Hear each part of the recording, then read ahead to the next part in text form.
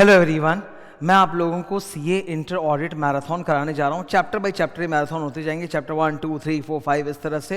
And this will be N exhaustive marathon, जहाँ पर मैं ओरिजिनल जो रेगुलर बुक होती है वो और कॉपी नोट्स यूज़ करके मैं पूरा कंप्लीट रिविजन कराने जा रहा हूँ। So this revision will be very very powerful, helpful to all of you. And पूरा विश्वास है मुझे कि इस रिवीजन वीडियो को भी अगर तुम एकदम डिसिप्लिन के साथ देखते हो, बातों को सुनते हो, रिवाइज करते हो मेरे साथ, तो गारंटी 60+ एग्जाम में आएगा। ओके, मैं 60+ नहीं, मैं तो 100 पढ़ाऊंगा, 100 बता दूंगा पूरा, पर तुम गारंटी है 60+ तो आएगा ही। चलो स्टार्ट करते हैं। सबसे पहले मैं चैप्टर 1 पढ़ाऊंगा। एक बार मैं आप लोगों को चैप्टर के नाम सारे दिखा देता हूँ। चैप्टर 1 से लेके 11, सबसे पहला स्टेप होता है स्टूडेंट को पता होना चाहिए भाई कि 11 चैप्टर्स जो पढ़ने जा रहे हैं। ऑडिट सब्जेक्ट में स्टूडेंट को 11 चैप्टर्स के नाम भी याद नहीं रहते, खाली 2-4 याद रहते, तो पूरा याद करो। फर्स्ट चैप्टर को बोलते हैं नोजा, शॉर्ट में क्या बोलेंगे, नोजा, nature, objective and scope of audit. दूसरा चैप्टर क्या है, प्लानिंग। इसमें 3 चीज होती है, audit strategy, audit plan and audit program. तीसरा क्या होता है, रिस्क एंड कंट्रोल। रिस्क है तो रिस्क को मिटिगेट करने के लिए कंट्रोल है, इसलिए चैप्टर का नाम है risk assessment and internal control. Chapter number 4, lot of standards are there. रैप के बाद क्या आता है, फैप या सैप। तो रैप हो गया रिस्क असेसमेंट में, तो अब क्या आएगा, फैप आएगा या सैप आएगा, फर्दर ऑडिट प्रोसीजर या सब्सटैंटिव ऑडिट प्रोसीजर। तो उससे हम लोग को एविडेंस मिलता है, SAAE, sufficient appropriate audit evidence. तो चैप्टर 4 क्या है, एविडेंस के ऊपर है। चैप्टर 4 किस पर है, एविडेंस के ऊपर है। फिर चैप्टर नंबर 5 क्या है, ये इसी चैप्टर को बोलते हैं बहुत बड़ा चैप्टर, कैसे याद रहेगा, जो दिक्कत आती है वो यही वाला chapter. Chapter number 5, audit of items of FS। Financial statement में इन्होंने बोला 17 आइटम्स हैं, उन हर एक आइटम्स के लिए असर्शन वाइज क्या क्या प्रोसीजर करने हैं जिससे एविडेंस मिलेगा। Chapter 6, you should maintain an audit file documentation. Chapter 7, जब ऑडिट कंप्लीट होने जाता है ना, then we perform some procedures mention in the standard, जैसे सबसीक्वेंट इवेंट्स चेक करना, गोइंग कंसर्न असेसमेंट करना, रिटन रिप्रेजेंटेशन क्लाइंट से लेना इत्यादि। तो कंप्लीशन एंड रिव्यू। फिर chapter 8 is audit report and CARO. Chapter 9, 10, ये इसको मैं हमेशा दाल भात चैप्टर बोलता हूँ। मतलब जैसे क्या होता है, बाहर का खाना कभी कभी टेस्टी, लेकिन जिंदगी बचा के कौन चलता है, दाल भात। जो घर का चावल दाल या रोटी सब्जी होता है वो एकदम स्टेपल फूड है, जो आपको बचा के चलता है जिंदगी भर। ये वही है सर। ये वो 2 चैप्टर्स हैं जो लंबे भले ही हैं, पर इनको अगर आप पढ़ लेते हो तो एग्जाम में बहुत फोड़ के नंबर उठा सकते हो। Special audit and bank audit. And last है सर एथिक्स एंड एंगेजमेंट। इसमें एक पोर्शन एथिक्स है और 2 स्टैंडर्ड्स हैं क्वालिटी कंट्रोल के, ठीक है, एथिक्स एंड एंगेजमेंट। तो सबसे पहले तो 11 चैप्टर्स के नाम याद होने चाहिए। Now we go to the first chapter. ये आ गया मैं चैप्टर नंबर 1 में, ठीक है। चैप्टर नंबर 1 ये बुक पर देख सकते हो तुम। दिस इज 1 to 8 पेजेस के चैप्टर है, जिसको मैं अभी टॉपिक बाय टॉपिक आपके साथ रिवाइज कराऊंगा। इंट्रोडक्शन वगैरह करा देता हूँ। ये देखो, सबसे पहले कॉन्सेप्ट डायग्राम, ऑडिट में मास्टर कॉन्सेप्ट डायग्राम। ये देखो, this is the CA office. ये CA ऑफिस है, ये हमारे पार्टनर हैं और ये उनकी टीम है। टीम जाएगी क्लाइंट के यहाँ पर काम करने के लिए, है ना। तो पार्टनर के 3 धर्म होते हैं, DSR, direction, supervision, review. Partner अपनी टीम को डायरेक्शंस देते हैं, समझाते हैं कि तुम लोग वहाँ जाओगे तो क्या काम करोगे, कौन कौन से फाइनेंशियल स्टेटमेंट आइटम में आपको ज़्यादा रिस्क मिलेगा, कम में रिस्क मिलेगा, जिन आइटम्स में ज़्यादा रिस्क है उसको ज़्यादा चेक करो। हम ऑडिट पे क्यों जा रहे हैं, MMS ढूंढने, मटेरियल मिस स्टेटमेंट ढूंढने। तो किसी भी क्लाइंट के जाओगे तो अकाउंट्स में जो MMS ढूंढना है, तो there are lot of items in financial statements. Let's say there are 17, as per chapter 5 let's say there are 17 items in financial statements. तो सर हर आइटम में तो MMS नहीं हो सकता, जिसमें MMS के चांस ज़्यादा है हम लोग बोलते हैं उसमें हाई रोमम है, हाई रिस्क है। रोमम मतलब risk of material miss statement, तो उसमें हाई रिस्क है, उसको ज़्यादा ऑडिट करेंगे। जिसमें कम रिस्क है उसको कम ऑडिट करेंगे, सिंपल बात है। तो पार्टनर सारा समझा कर भेजता है अपनी टीम को, उसको बोलते हैं first step of the partner, directions, D देना, डायरेक्शंस। अब S क्या होता है, सुपरविजन। अब ये देखो, ये टीम निकली और टीम कहाँ चली गई, क्लाइंट ऑफिस में, ठीक है। क्लाइंट ऑफिस में जाते हो तो आप लोग को बोलोगे कॉन्फ्रेंस रूम या केबिन दे देते हो, वहीं पे आप लोग काम करते हो, उसको हम लोग बोलते हैं डेटा रूम या ऑडिट रूम। वहीं पे सारा डेटा आप रखते हो, फाइल्स वगैरह रखते हो और अपना लैपटॉप बैठ के सारी टीम काम करती है, ठीक है। तो क्लाइंट ऑफिस में पहुंच गए। अब क्लाइंट के यहाँ जब पहुंच के आप काम कर रहे हो तो दिक्कतें आएंगी, परेशानियां आएंगी, तो पार्टनर है गाइड करने के लिए। पार्टनर क्या करेगा, सुपरवाइज, वो सुपरवाइज करेगा कि आप लोग को कोई दिक्कत है तो रिजॉल्व कर देगा सब, ठीक है। फाइनली आप लोग टीम जो अपना काम करके एक ऑडिट फाइल फाइल रेडी करेगी, इसको बोलते हैं ऑडिट डॉक्यूमेंटेशन। ऑडिट फाइल लेकर वो पार्टनर के पास आएंगे और पार्टनर उस ऑडिट फाइल को क्या करेगा, चेक करेगा, रिव्यू करेगा, क्या आप लोगों ने सारा काम सही किया है कि नहीं। तो इस डायग्राम में आप देखो there are 3 steps. Number 1 directions,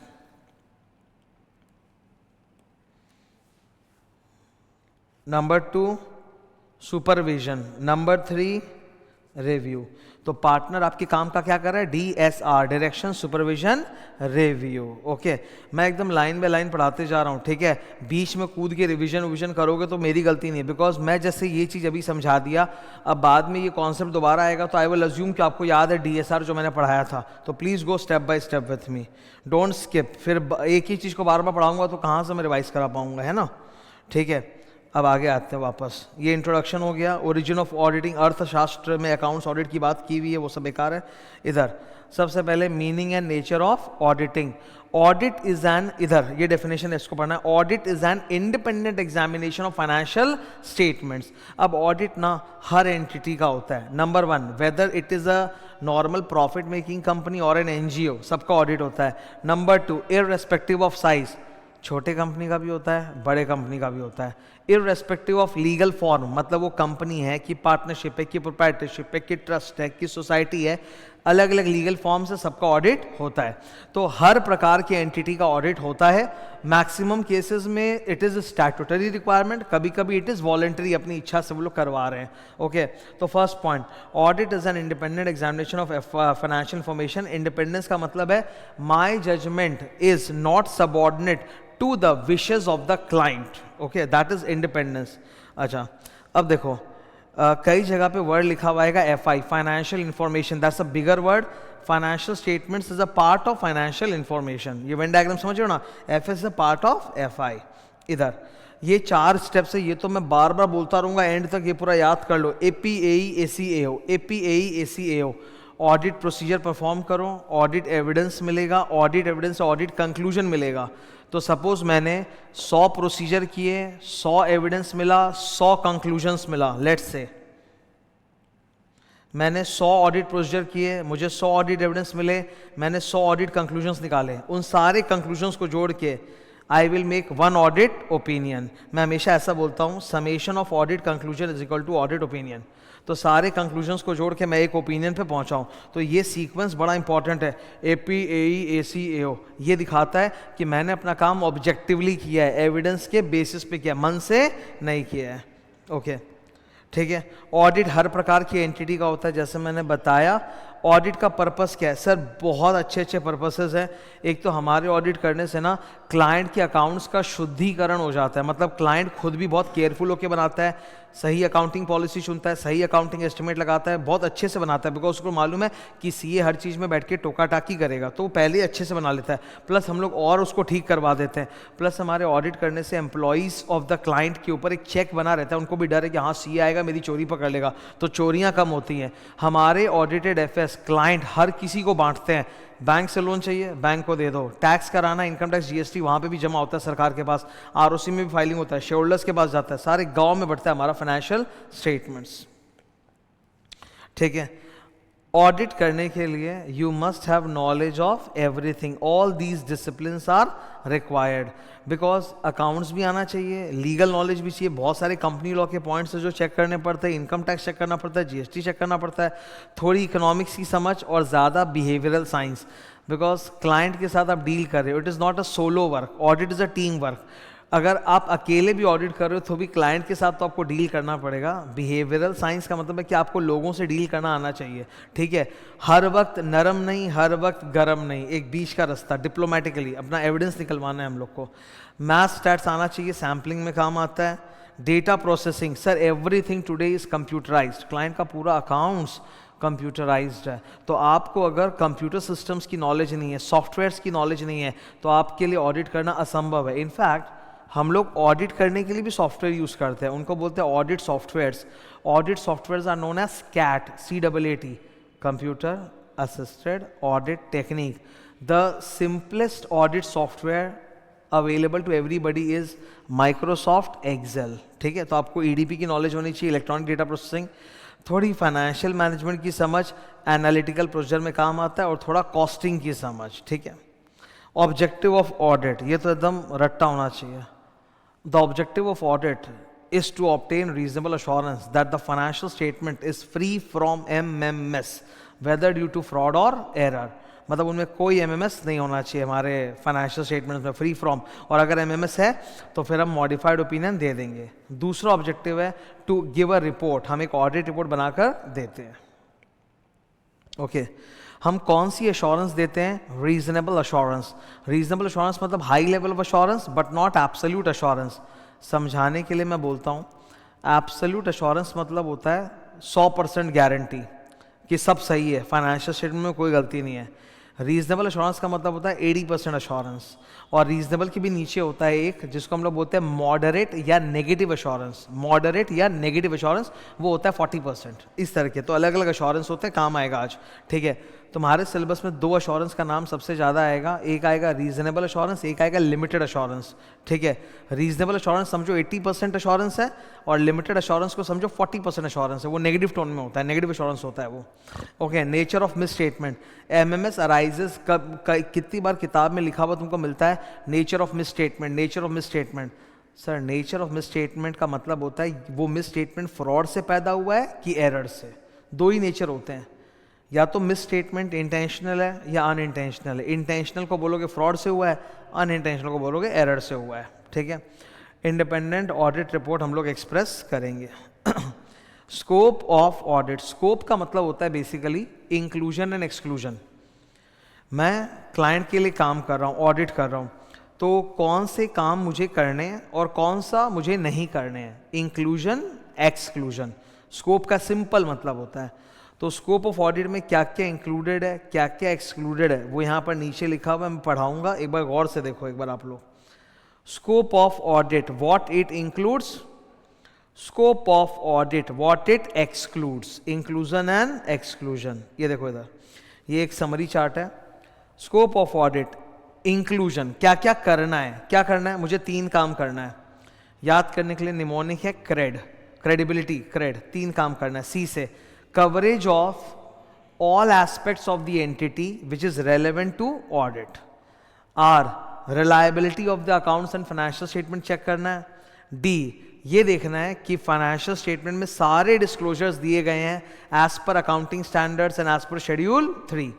ये schedule 3 and accounting standards को मिलाकर हम लोग यहाँ पर बोलते हैं FRF, financial reporting framework. It is the India का फाइनेंशियल रिपोर्टिंग फ्रेमवर्क. तो मुझे देखना है कि whether all disclosures are given as per the financial reporting framework और नॉट.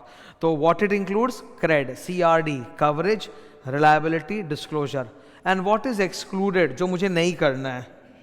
मुझे नहीं करना है CID, काम का CI है खाली. C, कंपीटेंस. सर फाइनेंशियल स्टेटमेंट में कुछ आइटम्स होते हैं जिसको मैं चेक नहीं कर सकता, उसके लिए स्पेशल क्वालिफिकेशन चाहिए, तो उसके लिए हम लोग एक्सपर्ट की हेल्प लेते हैं. ठीक है, जैसे सोचो आप एक इंश्योरेंस कंपनी की ऑडिट कर रहे हो, तो इंश्योरेंस कंपनी को दुनिया भर के प्रोविजंस बनाने पड़ते हैं फॉर अनएक्सपायर्ड लाइबिलिटी, क्योंकि इंश्योरेंस पॉलिसी बेची है, उसकी लाइबिलिटी तो बाद में आएगी, तो they have to make provision for unexpired insurance liability. ये सर हम लोग नहीं निकालते, इसके लिए एक एक्सपर्ट होता है जिसका नाम है एक्चुअरी. एक्चुअरी. तो कुछ चीज़ें हमारी कॉम्पिटेंस के बाहर है, उसके लिए हम एक्सपर्ट यूज़ करेंगे. हम उसको नहीं करते, वो एक्सपर्ट करता है, और फिर हम रीचेक तो करते ही हैं. तो C से कंपीटेंस. I से इन्वेस्टिगेशन. मेरे पास ना इन्वेस्टिगेशन वाला पावर नहीं है, मेरे पास लिमिटेड पावर होते हैं.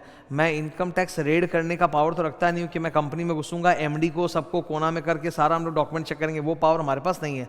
तो जो लिमिटेड पावर्स हमारे पास है हमको उसी से चेक करना है. ठीक है, ये हमारी लिमिटेशन है. We are not expert. और एक बात याद रखना, कंपीटेंस में एक एग्जांपल आता है, we are not expert in authentication of documents. यानी कि क्लाइंट ने जो डॉक्यूमेंट्स हमारे सामने पेश किए हैं, we are not forensic expert कि हम डॉक्यूमेंट्स को देख के सूंघ के बता देंगे कि भाई ये नकली डॉक्यूमेंट है. ओके, तो हमें अपनी कॉम्पिटेंस हमारी जो लिमिटेड है और जो हमारा पावर्स लिमिटेड है उसी के दायरे में रहकर काम करना है. That is scope of audit. यही यहाँ पर सर स्कोप ऑफ ऑडिट ये समझाया हुआ है. ठीक है, जो मैं कॉपी में ले जाकर अभी तुम लोग को गया था, और देख लो थोड़ा सा. देखो ये 2 नाम है, बार बार आएंगे. APAE, accounting policies, accounting estimates. Accounting policy जैसे डेप्रिसिएशन पॉलिसी, अकाउंटिंग एस्टिमेट जैसे जितने भी प्रोविजन होते हैं ना, provision for bad debt, provision for obsolete stock, provision for warranty, all these are estimates. इनको कौन कैलकुलेट करता है? मैनेजमेंट। तो मैनेजमेंट अपनी जजमेंट से अकाउंटिंग पॉलिसी एस्टिमेट बनाता है और हम सीए हम लोग उसको इवैल्यूएट करते हैं। इनमें बहुत सारे एमएमएस के चांसेस रहते हैं, तो इसको अच्छे से चेक करना होता है। तो ये एंड तक चलता है ये नाम, अकाउंटिंग पॉलिसी, अकाउंटिंग एस्टिमेट, ठीक है। नाउ अब इधर मैं पढ़ा रहा हूँ अब इनहेरेंट लिमिटेशन ऑफ ऑडिट। ये बड़ा इस लाइन बाय लाइन चल रहा है। इनहेरेंट लिमिटेशन ऑफ ऑडिट ये महान टॉपिक है। बोलता है कि एक ऑडिटर को कभी भी ना एब्सोल्यूट अश्योरेंस नहीं मिल सकता। We can not get, we can not give 100% assurance, हम दे ही नहीं सकते, बिकॉज ऑडिट के अपने कुछ इनहेरेंट लिमिटेशंस होते हैं। तो वो 5 लिमिटेशंस होते हैं, उनको याद करने के लिए हम लोग बोलेंगे ट्रिपल एन टीफू, ट्रिपल एन टीफू, ठीक है। अब यहाँ पर इनहेरेंट लिमिटेशंस ऑफ ऑडिट, सबसे पहला limitation nature of financial reporting. हम ऑडिट किस चीज़ की कर रहे हैं? Financial statements. Sir financial statements खुद अपने आप में सब्जेक्टिव होता है, वो परफेक्ट नहीं होता, क्योंकि आपके फाइनेंशियल स्टेटमेंट में अकाउंटिंग पॉलिसीज है, अकाउंटिंग एस्टिमेट्स है जो जजमेंट बेस्ड है। तो अगर वो खुद सब्जेक्टिव है तो फिर हमारी ऑडिट 100% ऑब्जेक्टिव कैसे हो सकती है? उसमें भी सब्जेक्टिविटी आएगी। देखो क्या लिखा है, lot of items in the FR are based on management's judgment which has high degree of uncertainty. Also it depends on internal control, ठीक है।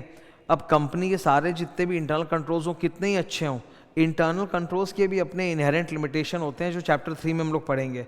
तो because of these limitations financial reporting का नेचर ही ऐसा होता है कि our audit can not be perfect. Second, nature of audit procedures. इसमें 2 पॉइंट आते हैं। हमारे ऑडिट प्रोसीजर्स में 2 प्रकार के लिमिटेशंस हैं, practical limitation, legal limitation. Practical limitation ये है कि we can not check the entire data, we check on sampling basis, that's a practical limitation. Legal limitation, we don't have investigation powers कि हम management को मजबूर करके सारा डेटा निकलवा लें, तो that's a legal limitation. Third, it is not an investigation, तो हमारे पास इन्वेस्टिगेशन जैसा पावर नहीं है, हम लोग रीजनेबल एश्योरेंस ही दे सकते हैं, ठीक है। टीफू, टाइम, TI, टाइम। कोई भी एविडेंस जो हम ऑब्टेन करते हैं ना, it's value decreases over time, the relevance and the value of information decreases with time. तो हमारे एविडेंसेस कभी भी एब्सोल्यूट परफेक्ट नहीं हो सकते, टाइम के साथ गिरते जाते हैं। ये देखो क्या लिखा है, दूसरा पॉइंट, रिलायबिलिटी वर्सेस कॉस्ट। क्या होता है कि there is a benefit cost analysis. हम लोग जो काम कर रहे हैं उससे बेनिफिट क्या है और उस काम की कीमत कितनी है। तो क्लाइंट एक सर्टेन ऑडिट फीस डिसाइड करता है, based on that audit fees we can only put certain man hours. ये एकदम सच है, करने को आप बहुत चेक कर सकते हो पर फिर आपकी फीस 10 गुना हो जाएगी और उससे फ़ायदा मुश्किल से 20% का आएगा। तो 20% के फ़ायदे के लिए nobody is going to pay you 10 times audit fees. तो there is a benefit and cost analysis कि okay so much effort I am putting and in that much effort I can not get मतलब conclusive evidence, I can only get persuasive evidence. फू से future events. आप कितना भी अच्छा audit कर दो, एंड में फ्यूचर में कुछ भी गड़बड़ हो सकता है which can affect the entire picture of the company. जैसे अचानक से कोविड आ गया, पैंडमिक आ गया, तो किसी ने सोचा भी नहीं था कि ऐसा कुछ होगा, सब बड़े बड़े प्लान्स बना के बैठे हैं। तो फ्यूचर इवेंट्स में adversely affect the going concern assumption. Okay, ये हैं हमारे 5 इनहेरेंट लिमिटेशन। एक बार याद कर लेते हैं। ट्रिपल एंड टीफू, nature of financial reporting, nature of audit procedures, not an investigation, time, future events. Okay, अब आया what is an engagement. Client के लिए हम लोग जो भी एक काम करते हैं उसको एंगेजमेंट बोला जाता है। तो अगर मैं क्लाइंट के लिए ऑडिट कर रहा हूँ तो स्टैट ऑडिट या statutory audit that's an engagement. अगर मैं टैक्स ऑडिट कर रहा हूँ दैट्स अ सेपरेट एंगेजमेंट। अगर मैं इंटरनल ऑडिट कर रहा हूँ दैट्स अ सेपरेट एंगेजमेंट। तो engagement means a particular service that I am rendering to the client. इसके लिए मेरे और क्लाइंट के बीच में बनता है एक एंगेजमेंट लेटर। एक एंगेजमेंट लेटर ड्राफ्ट होता है जहां मेरी auditors responsibilities and clients responsibility सब लिखे हुए रहते हैं, ठीक है। उसी के बारे में बताया एंगेजमेंट। बेनिफिट्स ऑफ ऑडिट में पहले ही बता चुका हूँ। ऑडिट मैंडेटरी है कि वॉलंटरी? कंपनीज के लिए तो मैंडेटरी है, नो कंपनी इज एग्जेम्प्टेड। बाकी जो एंटिटीज होते हैं ना उनमें कंडीशंस होते हैं। जैसे एलएलपी का एग्जांपल मैं ले सकता हूँ।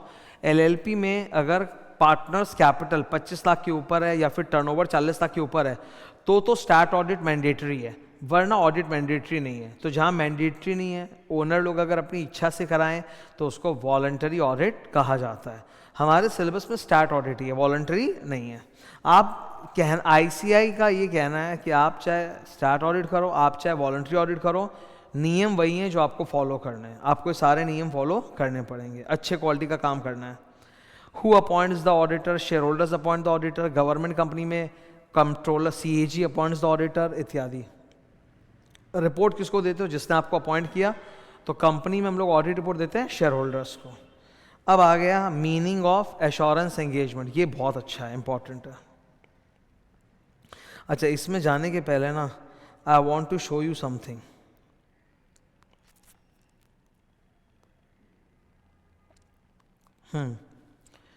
फर्स्ट इसको एक बार पढ़ लेते हैं, इससे फायदा होगा क्योंकि अभी आने वाला ही है। Financial information is a bigger word than financial statements. It includes everything. Now financial information are of two types as you can see on the board. Left side में क्या लिखा है? Historic financial information. बेसिकली इसका मतलब है वो financial information जो already हो चुका, बन चुका, रेडी है, कंप्लीट है, मतलब it is based on past events. तो याद रखना फाइनेंशियल स्टेटमेंट्स, फाइनेंशियल स्टेटमेंट्स यानी कि पिछले साल क्या हुआ था, 31 मार्च को बैलेंस शीट बन गया, मतलब खत्म हो चुका, इसको हिस्टोरिक एफआई बोला जाता है। Financial statements are always historic FI. तो हिस्टोरिकल फाइनेंशियल स्टेटमेंट्स भी बोला जाता है। इनके ऊपर सबसे बड़ी एंगेजमेंट कौन सी होती है सर? Audit engagement. ये सबसे बड़ी एंगेजमेंट होती है, ऑडिट। ऑडिट जब हम लोग करते हैं तो हम लोग कौन सा अश्योरेंस देते हैं? Reasonable assurance. अब एक मिनी ऑडिट भी होता है, मिनी ऑडिट, उसको बोला जाता है रिव्यू, ठीक है। ये लिस्टेड कंपनीज में होता है। लिस्टेड कंपनी में क्या होता है? नियम होता है, ये सेबी का बनाया हुआ नियम है कि लिस्टेड कंपनी क्वार्टरली एफएस बनाएगा। जो इनका चार्टर्ड अकाउंटेंट है, ऑडिटर, वो क्वार्टरली एफएस के ऊपर तो एक छोटा सा रिव्यू करेगा। क्या करेगा? Review. Quarter 1 review, quarter 2 review, quarter 3 review, quarter 4 review, और फिर पूरे साल का जो एनुअल एफएस है उसकी ऑडिट होगी। तो एनुअल एफएस की ऑडिट होगी और क्वार्टरली एफएस की रिव्यू होगी। सर रिव्यू इज लाइक अ छोटा मिनी ऑडिट। रिव्यू में आप बहुत कम काम करते हो। जैसे ऑडिट में हम लोग 7 प्रोसीजर्स करते हैं: inspection, inquiry, confirmation, analytical procedure, observation, reperformance, recalculation, इतना करते हैं 7। और रिव्यू में सर आप सिर्फ 2 करते हो: इंक्वायरी, एनालिटिकल प्रोसीजर। तो काम बहुत कम करते हो, फटाफट हो जाता है, तो इसलिए लेवल ऑफ अश्योरेंस भी कम होगा। तो यहाँ रीजनेबल अश्योरेंस नहीं होता, यहाँ होता है लिमिटेड अश्योरेंस। मन में ऐसा सोचो कि रीजनेबल अश्योरेंस अगर 80% है तो लिमिटेड अश्योरेंस 40% के बराबर है, ऐसा सोचो मन में, ठीक है। तो हिस्टोरिकल एफएस जो होते हैं ना, मतलब जो हो चुका, मतलब इवेंट हैज गॉन, ईयर खत्म हो चुका, बैलेंस शीट पीएल बन चुका है, तो इस डेटा को बोलते हैं हिस्टोरिकल एफएस। इसकी 2 चीज़ें होती हैं, या तो ऑडिट या रिव्यू। 99% ऑडिट, और लिस्टेड कंपनी में लिमिटेड रिव्यू का कॉन्सेप्ट भी होता है, पर ऑडिट भी होता है वहाँ पे। तो ऑडिट में कौन सा अश्योरेंस? रीजनेबल। रिव्यू में कौन सा अश्योरेंस? लिमिटेड, ठीक है। ये आएगा तो प्लीज़ थोड़ा याद रखेंगे हम लोग। ये देखो मैं पहले से दिखा देता हूँ तुम लोग को। Reasonable assurance, limited assurance. Reasonable का मतलब high level of assurance, 7 audit procedures करने पड़ते हैं, यहाँ पर आप ऑडिट करते हो, एग्जाम्पल है ऑडिट। लिमिटेड अश्योरेंस एंगेजमेंट में आप लो अश्योरेंस देते हो 40%, इसका एग्जाम्पल है रिव्यू एंगेजमेंट, यहाँ आप 2 प्रोसीजर करते हो, इंक्वायरी एंड एनालिटिकल, ठीक है, ऐसा है। ये इन्होंने समझाया। देखो हिस्टोरिक फाइनेंशियल इंफॉर्मेशन में 2 चीज़ें होती है, ऑडिट, रिव्यू। ऑडिट में ये वाला रीजनेबल अश्योरेंस, उसमें लिमिटेड अश्योरेंस रिव्यू में, ठीक है। अब सर इधर देखो हिस्टोरिक एफआई, अब उधर देखो, एक तरफ है हिस्ट्री, एक तरफ है फ्यूचर। तो फ्यूचरिस्टिक एफआई को बोलते हैं prospective FI. Futuristic financial information को बोलते हैं प्रोस्पेक्टिव एफआई। एग्जांपल, कंपनी को बैंक से लोन चाहिए 10 करोड़ रुपए का। बैंक बोला क्या करोगे, बोला फैक्ट्री डालेंगे, उस फैक्ट्री से प्रोडक्शन करेंगे। तो now this is a long term loan of 10 years, 10 crore का लोन है, 10 ईयर्स का लोन है, लॉन्ग टर्म लोन है। तो बैंक वाले ने बोला एक काम करो, आप 10 साल का फोरकास्ट बना के दो, 10 साल का प्रोजेक्टेड, 10 साल का प्रोजेक्शन कि 10 साल में उस फैक्ट्री से कितना माल बनेगा, बिकेगा, कितना एक्सपेंस होगा, इनकम होगा, माइनस करके प्रॉफिट कितने कितने होंगे, कैश फ्लो कितने कितने होंगे। तो कंपनी ने 10 साल का प्रोजेक्शन बना दिया। ये जो 10 साल का फ्यूचर का प्रोजेक्शन बना है, इज इट हिस्ट्री और फ्यूचर? फ्यूचर इसको बोलते हैं prospective financial information. Prospective financial information पे भी सीए लोग अश्योरेंस देते हैं, पर वो अश्योरेंस और भी कम हो जाता है, ठीक है। उसको हम लोग बोलते हैं नेगेटिव या मॉडरेट अश्योरेंस। ये नीचे दिख रहा है नेगेटिव या मॉडरेट, ये 40% से भी कम है। तुम इसको मन में सोचो 25% ऐसा, ठीक है। तो प्रोस्पेक्टिव फाइनेंशियल इंफॉर्मेशन के ऊपर भी हम लोग अश्योरेंस देते हैं। उसका एक स्टैंडर्ड होता है, नंबर याद रख लेना, SAE, standard on assurance engagement 3400। इसमें कौन सा अश्योरेंस देते हैं, नेगेटिव या मॉडरेट। इसमें और भी कम होता है, मतलब 25%, 40% नहीं। फ्यूचर का हम गारंटी कैसे दे सकते हैं, है ना, ठीक है। Now this is the master diagram. ये देखो इधर, ये प्रोस्पेक्ट, ये जो चार्ट आपको दिख रहा है ना फ्लैग कलर का, यही मैंने अभी पढ़ाया है, ओके, वहाँ पर आप लोगों को, ओके। ये देखो other assurance other than historic FI, जैसे ये रहा SAE 3400 prospective financial information future, okay. अब मैं ये करा रहा हूँ, look at the board, what is, ठीक है, स्टार्ट करें। What is N assurance engagement? Assurance engagement में क्या होता है, सीए एक डेटा को चेक करता है जो मैनेजमेंट ने बनाया, और उस डेटा को चेक करने के लिए कुछ क्राइटेरिया होता है कि डेटा सही है कि नहीं है। कोई भी चीज़ सही है या गलत है, उसके लिए एक बेंचमार्क या क्राइटेरिया चाहिए। तो मैनेजमेंट ने सपोज फाइनेंशियल स्टेटमेंट्स बनाया है, तो मुझे चेक करना है कि फाइनेंशियल स्टेटमेंट सही है या गलत है। तो सही या गलत कौन डिसाइड करेगा? शेड्यूल 3 अकाउंटिंग स्टैंडर्ड्स, इसको बोलते हैं फाइनेंशियल रिपोर्टिंग फ्रेमवर्क या बेंचमार्क या criteria. So as a chartered accountant मुझे चेक करना है that the financial statements are actually giving a true and fair view based on the framework, based on the financial reporting framework, okay। अब इसी को, ये तो audit is an example of assurance। assurance में बहुत कुछ आता है। अभी देखो ना, assurance मैंने दिखाया तो तुम लोग कहाँ गया, ऑडिट भी एक एग्जाम्पल है एश्योरेंस का, रीजनेबल एश्योरेंस, रिव्यू भी एक एग्जाम्पल एश्योरेंस का, लिमिटेड एश्योरेंस, और प्रोस्पेक्टिव फाइनेंशियल इंफॉर्मेशन भी एक एग्जाम्पल एश्योरेंस का, नेगेटिव या मॉडरेट एश्योरेंस। तो एश्योरेंस अलग अलग टाइप के होते हैं। हम लोग ऑडिट को एग्जाम्पल लेके बात करें। यहाँ पे सीए ओपिनियन देता है, okay. Look at this triangle, this is an assurance engagement, okay. ये रेस्पॉन्सिबल पार्टी फर्स्ट, इसका मतलब है मैनेजमेंट जिसने वो डेटा बनाया है। इनके बनाए हुए डेटा को बोलते हैं subject matter. So responsible party prepares the subject matter. इन्होंने देखो, रेस्पॉन्सिबल पार्टी यानी management, they have prepared a subject matter, example financial statements. और मैं कौन हूं? मैं तो सीए हूं, सीए प्रैक्टिशनर या ऑडिटर। मैं इस सब्जेक्ट मैटर को इवैल्यूएट करूंगा। मैनेजमेंट ने इसको प्रिपेयर किया, मैं इसको इवैल्यूएट करूंगा बेस्ड ऑन क्राइटेरिया। मेरा जो भी इवैल्यूएशन होता है, it is based on some criteria. In this audit case what is the criteria? Schedule 3 and accounting standards. और फिर मैं एक ओपिनियन या रिपोर्ट दूंगा to the users of financial statements, ठीक है। ये assurance engagement. Now there are lot of assurance engagements, audit is an example of assurance engagement. अब एश्योरेंस का टेक्निकल डेफिनेशन याद कर लो। Assurance means evaluation of the subject matter, मतलब financial statements, based on some applicable criteria, some suitable criteria, and that criteria is schedule 3 accounting standards. याद कर लो ये एश्योरेंस। मैंने दोनों लिख के दिया है कंपेयर करने के लिए। Assurance, evaluation of subject matter against the suitable criteria.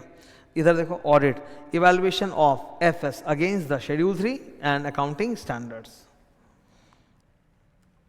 ठीक है। ये था पूरा meaning of assurance engagement. 3 party होते हैं, सीए प्रैक्टिशनर, रेस्पॉन्सिबल पार्टी मतलब management and users. There has to be some subject matter prepared by the responsible party, जैसे financial statements. Suitable criteria, I will evaluate the financial statements or the subject matter using some criteria, which is in this case financial reporting framework, schedule 3 and AS. I have to obtain sufficient appropriate audit evidence. इस पर बहुत बात होगी chapter 4 में। Sufficient का मतलब होता है क्वांटिटी, ये दिख रहा है ना अपने को। सफिशिएंट का मतलब होता है क्वांटिटी, एप्रोप्रिएट का मतलब होता है quality of evidence. And finally outcome क्या है? I will give an assurance report. Audit में ऑडिट रिपोर्ट दूंगा मैं, ठीक है, जिसमें मेरा ओपिनियन एक्सप्रेस रहेगा। तो ये पूरे एश्योरेंस में देखो 5 चीज़ें शामिल हैं। It's a 3 party relationship, there is a subject matter, there is a suitable criteria, I have to obtain evidence and I have to express my opinion or assurance through a report. Types of assurance engagement हमने सीख लिया, reasonable assurance, limited assurance। अब prospective financial information के example है ये, okay.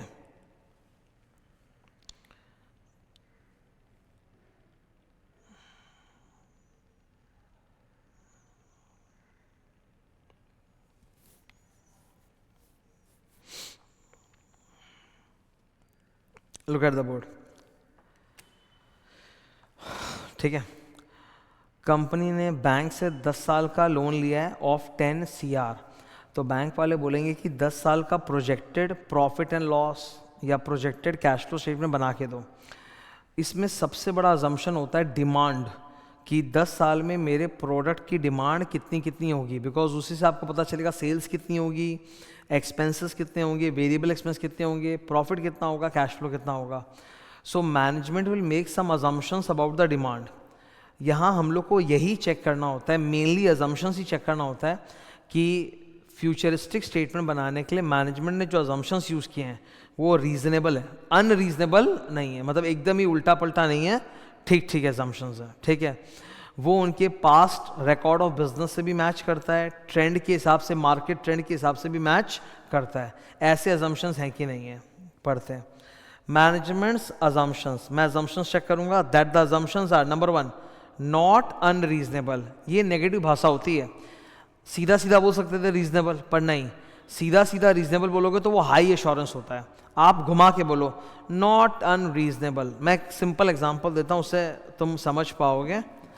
जैसे सोचो तुम एग्ज़ाम दे के घर पहुँचे और तुम्हारी मम्मी ने तुमसे पूछा बेटा एग्ज़ाम कैसा गया। तुम बोलते हो मैंने तो मम्मी बहुत अच्छा एग्ज़ाम दिया है अपनी तरफ से, ये रीजनेबल एश्योरेंस है। तुमने सीधा पॉजिटिव बोला मेरा एग्ज़ाम तो अच्छा गया है, ठीक है। अब दूसरा स्टाइल ये हो सकता है, दूसरा जो बोलने का तरीका होता है, मुझे तो मतलब मेरे हिसाब से तो मैंने बहुत गड़बड़ तो नहीं किया है, मतलब मुझे लगता है हो जाएगा। ये जो तुमने घुमा के से बोला ना कि मैंने गलत तो नहीं किया है, इसको बोलते हैं नेगेटिवली वर्डेड अश्योरेंस। ये लेस अश्योरेंस देता है। एक होता है पॉजिटिवली, हाँ मैं पास हो जाऊंगा, और एक होता है फेल तो नहीं होना चाहिए। फर्क समझ रहे हो? पास हो जाऊंगा रीजनेबल अश्योरेंस, फेल तो नहीं होना चाहिए, ये नेगेटिव अश्योरेंस है। मतलब अश्योरेंस ये है कि हाँ हो जाएंगे पास, पर थोड़ा कमज़ोर अश्योरेंस है, फेल तो नहीं होना चाहिए, तो वैसा है।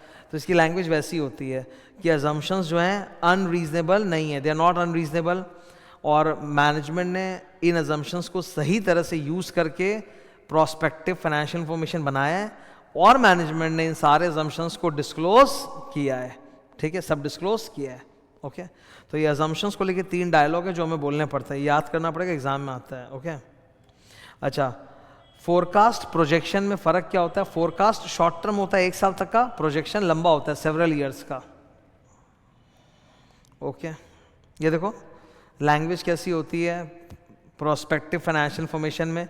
Nothing has come to the practitioner's attention that suggest that these assumptions do not provide a reasonable basis for projection.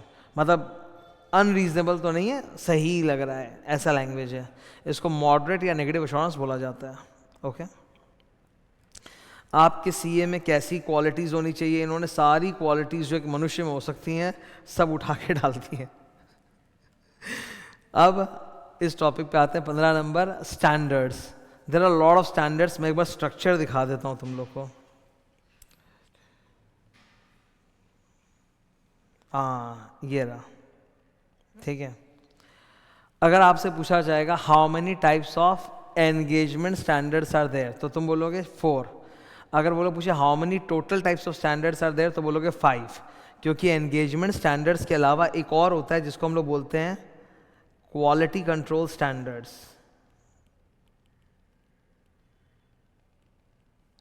उसमें एक आता है SQC1। तो एक तरफ है लेफ्ट साइड में क्वालिटी कंट्रोल स्टैंडर्ड्स जिसमें एक है, और उस तरफ है एंगेजमेंट स्टैंडर्ड्स। तो अगर बोले टोटल स्टैंडर्ड्स कितने होते तो बोलोगे 5, और बोलेंगे एंगेजमेंट स्टैंडर्ड्स कितने तो बोलोगे 4। SA स्टैंडर्ड्स ऑन ऑडिटिंग, ठीक है, ये देखो ऑडिटिंग। ऑडिट किसका होता है? हिस्टोरिकल फाइनेंशियल इन्फॉर्मेशन का होता है, दिख रहा है इधर। ऑडिट किसका होता है? हिस्टोरिकल फाइनेंशियल इन्फॉर्मेशन का। कौन सी एश्योरेंस देते हो? Reasonable assurance. स्टैंडर्ड्स क्या कहलाते हैं? SA standards on auditing. Second वाला क्या है? रिव्यू। रिव्यू किसका होता है? वो भी हिस्टोरिकल फाइनेंशियल इन्फॉर्मेशन का होता है। वहाँ कौन सी एश्योरेंस होती है? Limited assurance. और रिव्यू के लिए कौन से स्टैंडर्ड्स होते हैं? SRE standards on review engagement. फिर थर्ड क्या होता है? Other assurance. Sir other assurance का एग्जांपल दो भाई। बैंक लोन के लिए जो प्रोजेक्शन आपने बनाया, प्रोस्पेक्टिव फाइनेंशियल इन्फॉर्मेशन, कौन सी एश्योरेंस होती है यहाँ? Moderate assurance. कौन से स्टैंडर्ड्स होते हैं इस पे? SAE standard on assurance engagement, ठीक है। तो ये तीन जो है ना, ये एश्योरेंस एंगेजमेंट्स है। ये देखो इधर, ये तीन है अश्योरेंस एंगेजमेंट्स जहां हम ओपिनियन देते हैं, ओके।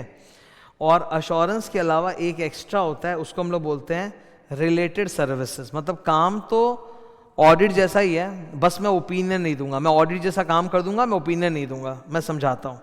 जैसे ऑडिट में और इसमें क्या फ़र्क है, एक बेसिक सा फ़र्क है, समझा देता हूं।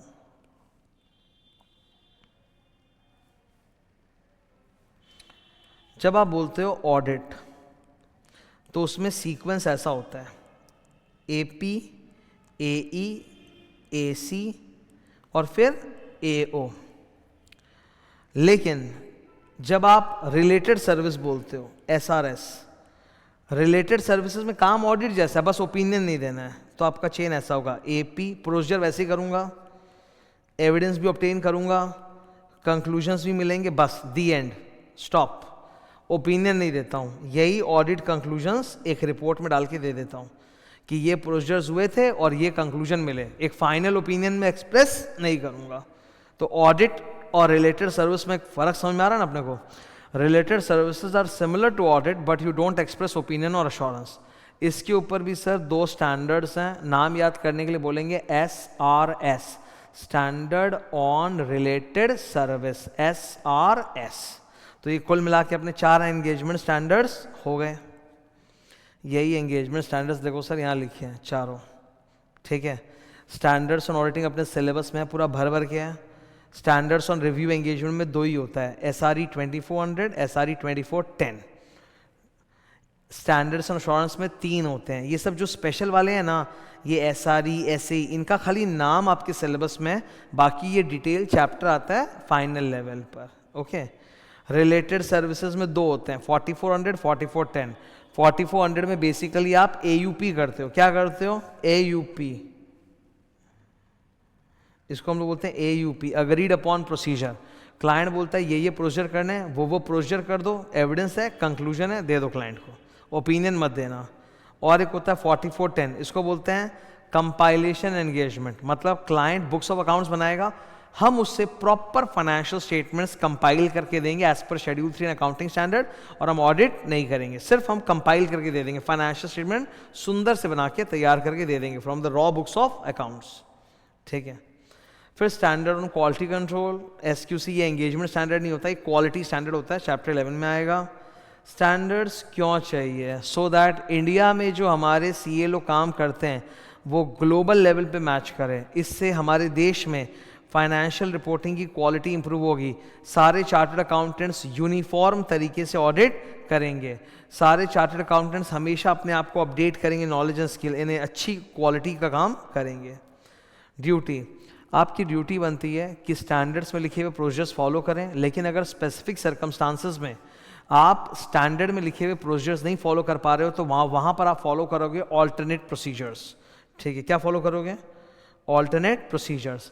जब आप स्टैंडर्ड में लिखे हुए प्रोसीजर्स नहीं कर पाते हो बिकॉज ऑफ स्पेशल सर्कमस्टांसेस और आपको ऑल्टरनेट प्रोसीजर करना पड़ता है ना, तो आपको ये बात अपने ऑडिट रिपोर्ट में लिखनी पड़ती है by putting a paragraph called OM, other matter paragraph. Other matter paragraph बताना पड़ता है कि ये स्पेशल सर्कमस्टांसेस थे, इसलिए हम लोग ये नहीं कर पाए, वो करना पड़ा। एक एग्जांपल तो मैं देता हूँ, जैसे क्लाइंट के यहाँ इनकम टैक्स का रेड हुआ, वो लोग सारा books of accounts and hard disk सब लेके चले गए और खाली फोटो कॉपी जेरॉक्स छोड़ के गए। तो हमने पूरा ऑडिट फोटो कॉपी के बेसिस पे किया है, ठीक है, ओरिजिनल के बेसिस पे नहीं। This is a departure from the standard procedure.